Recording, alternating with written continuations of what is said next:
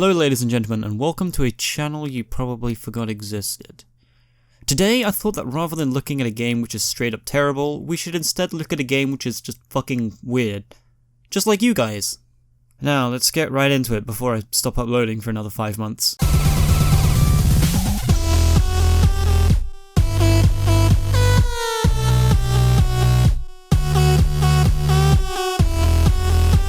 Welcome to Pokémon Uncensored.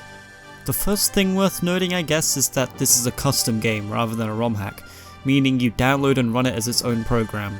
Second thing is that I forgot to install the fonts provided in the download because I'm lazy, so enjoy your Arial. Anyways, the game starts off with a rather creepy opening sequence which shows a character I presume is the second gen protagonist defeating Lance and walking towards Red at the top of Mount Silver.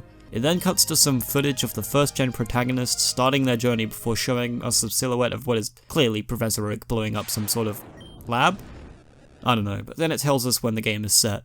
I don't really know what all of that imagery was about or why it was there, but it did feel rather eerie. So if that was the point, then kudos to the game. I don't really know why that would be the point though. Hello, sorry to keep you waiting. Welcome to the world of... Sigh. Fuck this. You have no idea how many times I've had to say the same shit over and over again. My name? You don't know my name?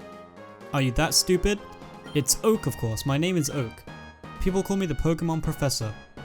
Ask for help or fuck off. This world...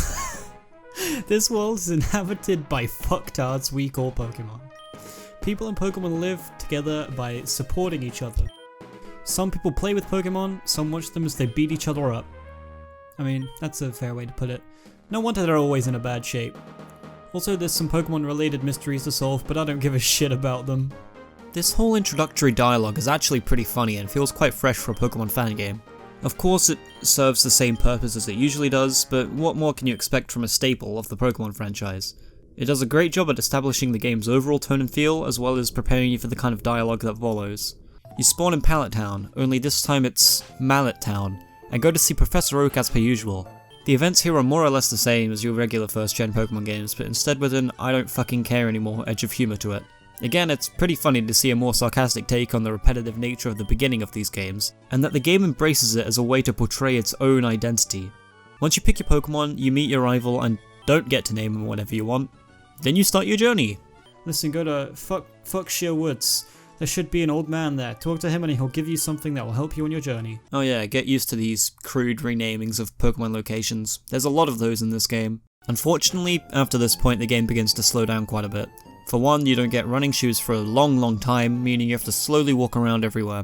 But also, there's not really too much of interest going on unless you go out of your way to talk to some of the NPCs. Anyways, you slowly walk on from location to location until you finally come face to face with your rival once again. He insults you as he normally would, but this time in a much more obviously crude way. You battle him, win, and he leaves again. Then it's back to slowly walking through generic routes to reach the next city. But before we skip ahead, however, I do have another little bit of praise to offer. The battle system in this game is visually smooth and fast-paced, allowing battles to flow nicely and feel fun to play. The interface and attack animations are nothing special, but that's not really something I feel like I can be too critical of here, as it's not really the point of the game. Anyways, after the battle you have both Route 2 and Route 3 to traverse, which is where you meet this guy. Go away, I'm masturbating.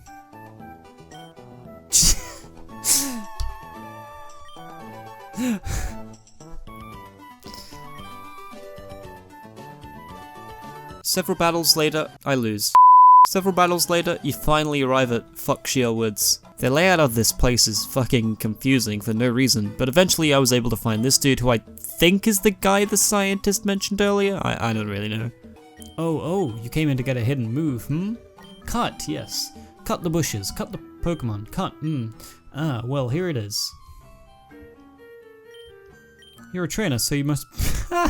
The fucking names of this game, dude. So after this, oh my. So after this, you somehow have to find your way through this mess of a forest and arrive at Star City. There's actually a gym here as well. I wonder how this game uniquely spiced it up. Oh, okay, they didn't.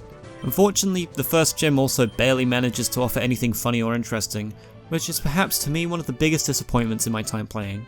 After seeing how both Professor Oak and Gary had personality changes, I was interested to see how the gyms would be changed to fit the game's sense of humour. The only real change here is Brock having a shiny Onyx named Boner Rock. I guess it's kind of cool, but it just feels like there could have been more to it. So once you beat Brock, you finally get the running shoes, which, oh my god, yes, the overworld actually feels more playable now. But now you have to go back all the fucking way to Fuckshire City to face the gym there. A detour this big? The game didn't really need anything to slow it down even more, but hey, here you go. So now we're at the second gym. Let's see if they've done anything this time. Oh. Oh my. Anyways, I'm gonna cut the gameplay progression right around here. I think we've played enough to gain a general understanding of the game and what to expect from it going forwards. So I guess it's time to summarize.